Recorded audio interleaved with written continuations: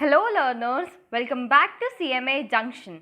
आज हम यहाँ पे डिस्कस करने वाले हैं आज हमारे एग्ज़ाम्स के डेट एक्सटेंड हो चुके हैं टू 20 जुलाई 2020। उस टाइम से आपके एग्ज़ाम स्टार्ट होंगे।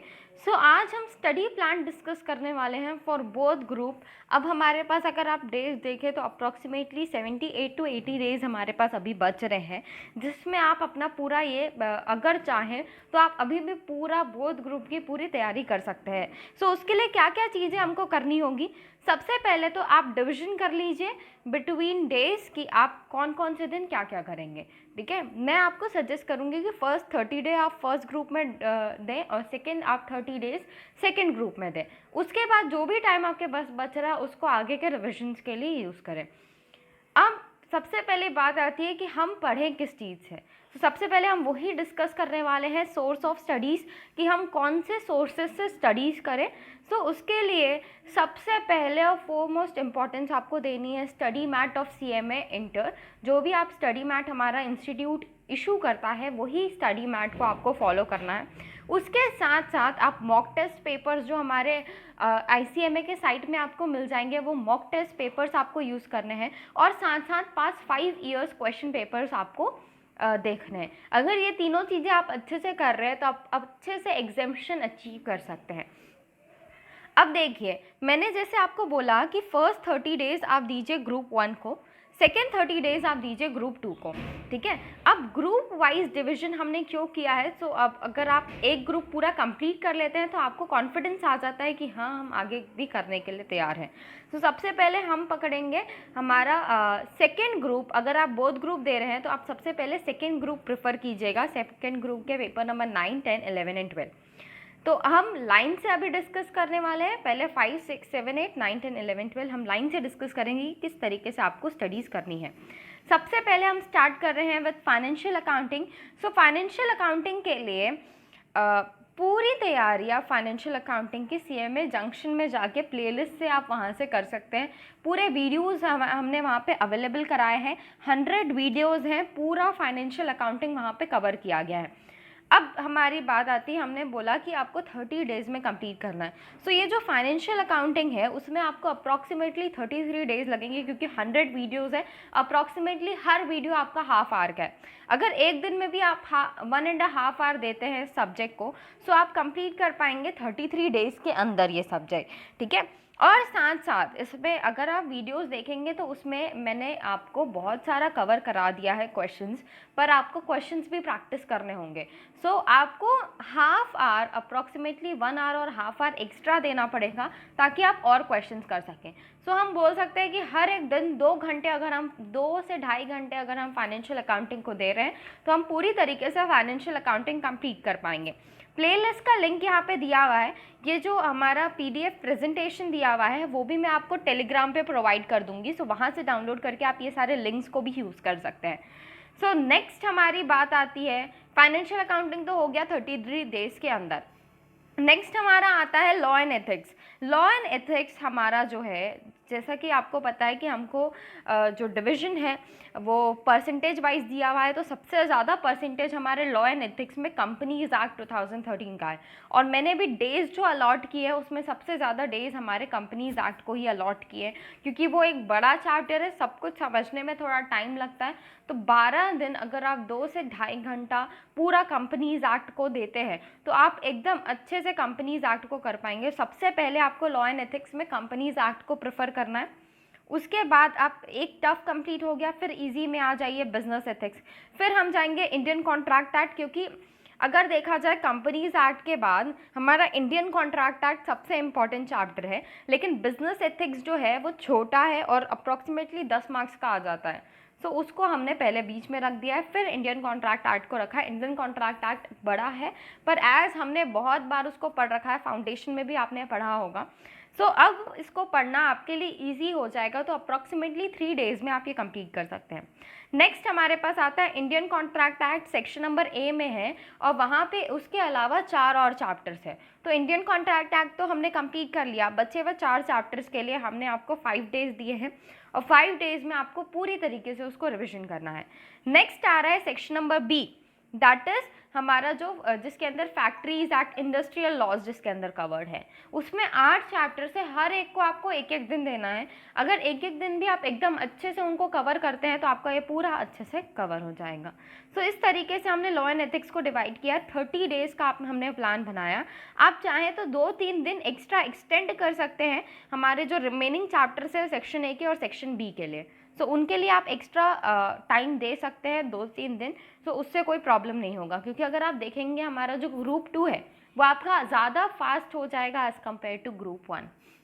नेक्स्ट हम आ रहे हैं डायरेक्ट टैक्सेशन पे। सो डायरेक्ट टैक्सेशन हमारा 3 सेक्शंस है यहाँ पे। सेक्शन ए जो कि इनकम टैक्स का बेसिक्स कवर कर रहा है, सेक्शन बी में हेड ऑफ इनकम और टैक्स लाइबिलिटीज़ है जो कि 70% अप्रॉक्स है, सेक्शन नंबर सी जो कि tax management and administrative procedure है जो कि 20% मार्क्स आपका रखता है। सो यहाँ पे अगर आप देखें CMA जंक्शन की जो हमारी यूट्यूब चैनल है, वहाँ पे मैंने प्लेलिस्ट का आपको यहाँ पे लिंक दे दिया है, उस पर जाके आप देख सकते हैं। सेक्शन नंबर ए में आपके अप्रॉक्सीमेटली वहाँ पे 7 to 8 चैप्टर वीडियोस हैं जिसमें आपका पूरा सेक्शन नंबर ए कवर हो जा रहा है। सो हम बोल सकते हैं कि 2.5 डेज़, मतलब अगर 3 वीडियोस भी आप कर रहे हैं तो आपका 2.5 डेज़ में कंप्लीट हो जाएगा, मतलब 2.5 दिन में आप पूरे तरीके से सेक्शन नंबर ए कंप्लीट कर लेंगे। और ज़्यादा टाइम भी आपको नहीं देना है। अगर आप वो वीडियोस देख रहे हैं तो सेक्शन नंबर ए में मेरे हिसाब से आपको कुछ भी करने की ज़रूरत नहीं है एक्स्ट्रा। सो आप 1.5 आवर पर डे दे रहे हैं और 2.5 डेज़ में आपका ये कंप्लीट हो जाएगा। नेक्स्ट हमारे पास आ रहा है सैलरीज। सो सैलरीज में अप्रॉक्सीमेटली 15 वीडियोज़ हैं, 12-13 वीडियोज़ हैं वहाँ पे। सो हाफ आवर के वीडियोज़ हैं, वो आप देखिए, आपका पूरा सैलरी कंप्लीट हो जाएगा। एक्स्ट्रा क्वेश्चंस भी आपको ज़्यादा करने की ज़रूरत नहीं होगी। थोड़े बहुत क्वेश्चंस आपको करने होंगे ताकि आप कंसेप्ट को अच्छे से याद रख पाएँ। बाकी सैलरी आपका पूरा 5 डेज़ में कंप्लीट हो जाएगा। हाउस प्रॉपर्टी 2 डेज़ में आप पूरी तरीके से कंप्लीट कर सकते हैं और PGBP को आपको 7 डेज़ देना पड़ेगा। अब इसके आगे के चैप्टर्स अभी हम अगर आप प्लेलिस्ट खोल के देखेंगे तो PGBP के हमारे क्लासेस चल रही हैं अभी। सो PGBP पूरा कंप्लीट हो जाएगा। उसके आगे के चैप्टर्स एज अभी मैंने कंप्लीट नहीं किए हैं तो उसका मैंने आपको यहाँ पे अलॉट नहीं करके दिया है कि आपको कितने डेज़ लगेंगे और कितना टाइम लगेगा। मैं आपको सजेस्ट करूँगी कि PGBP तक होने के बाद अगर वीडियोस आपको आगे कैपिटल गेन्स के, मैं पूरी तरीके से कोशिश करूँगी कि आपको अदर सोर्सेज के इनकम तक के मीन्स सारे हेड्स तो एक बार आपको अवेलेबल हो जाएं। बाकी जो बचे हुए हैं दैट इज़ आप सेक्शन नंबर सी के कुछ पार्ट्स और सेक्शन नंबर बी के कुछ पार्ट्स, वो आपको अभी तो खुद से करने पड़ेंगे। मैं कोशिश कर रही हूँ कि जल्द से जल्द वो आपको प्रोवाइड कर पाऊँ, ठीक है। सो इस तरीके से हम पेपर नंबर 7 को कर सकते हैं। नेक्स्ट आता है हमारे पास पेपर नंबर 8 जो कि कॉस्ट अकाउंटिंग है। अगर देखा जाए तो इजी है हमारे लिए। यहाँ पे हमारा कॉस्ट अकाउंटिंग में अभी तक CMA जंक्शन में हमने वीडियोस एज लेक्चर्स अभी अपलोड नहीं किए हैं, सिर्फ प्रोसेस कॉस्टिंग हमने अपलोड किया। प्रोसेस कॉस्टिंग का लिंक मैंने आपको प्रोवाइड कर दिया है। बाकी आप देखें तो यहाँ पे डिविजन मैंने आपको प्रोवाइड कर दिया है कि कॉस्ट अकाउंटिंग 40% है, कॉस्टिंग 30% है, कॉस्ट अकाउंटिंग टेक्निक्स 30% है। सो सबसे पहले इसको लाइन से ही चलिएगा, पहले सेक्शन ए फिर बी फिर सी, लाइन से ही आपको करना है। और उसके हिसाब से अगर आप करना चालू करेंगे तो बहुत इजी है हमारा कॉस्ट अकाउंटिंग। कॉस्ट अकाउंटिंग को आपको थोड़ा समझना पड़ेगा और थोड़ा टाइम देना पड़ेगा। सो 30 डेज़ में आप अलॉट कर लीजिए। परसेंटेज वाइज आपको अप्रॉक्सीमेटली 12 डेज़ आपको देने पड़ेंगे सेक्शन नंबर ए के लिए, और उसके बाद आप अलॉट कर लीजिए। 18 डेज़ हमारे पास बचते हैं तो 9 डेज़ आप इसको दे दीजिए मेथड सेक्शन बी को, और सेक्शन सी को आप दे दीजिए 9 डेज़। इस तरीके से आप डिवीजन करके उसको पूरी तरीके से कंप्लीट कर सकते हैं। नेक्स्ट हमारे पास आ रहा है operation management and strategic management, ऐसा चैप्टर जिसके मैंने सिर्फ 56 वीडियोस में पूरा लेक्चर कंप्लीट कर लिया है। पूरा operation management and strategic management 56 videos में पूरी तरीके से कवर्ड है।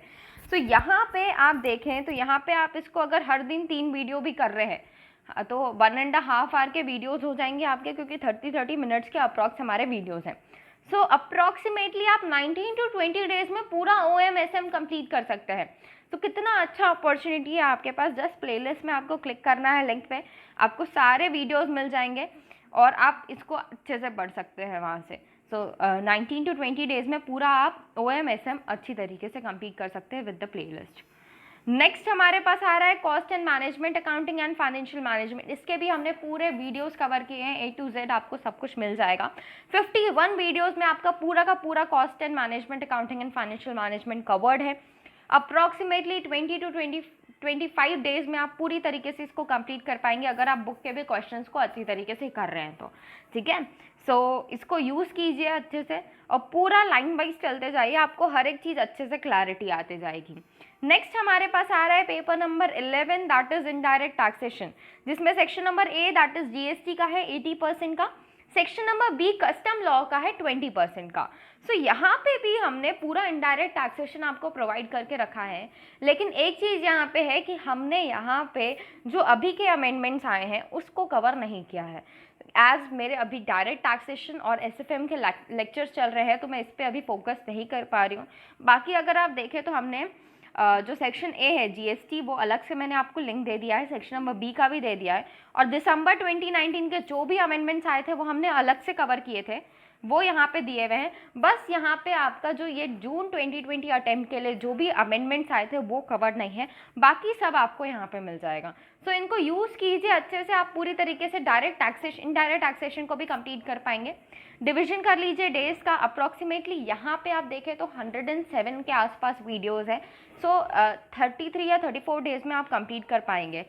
OMSM, कॉस्ट एंड FM ऐसे सब्जेक्ट्स हैं जो कि 25 डेज़ के अंदर कवर हो रहे हैं, तो उनका जो भी टाइम बचेगा उसको आप इनडायरेक्ट टैक्स में यूज़ करके इसको भी 30 डेज़ के अंदर पूरी तरीके से कवर कर सकते हैं। बस ध्यान रखिएगा, कंसिस्टेंसी मेंटेन कीजिए। हर रोज़ अगर पढ़ना है, हमने डिसाइड कर लिया कि 4 सब्जेक्ट रोज़ पढ़ेंगे, तो रोज़ आप उसको फॉलो करें, उसको डिस्टर्ब ना होने दें।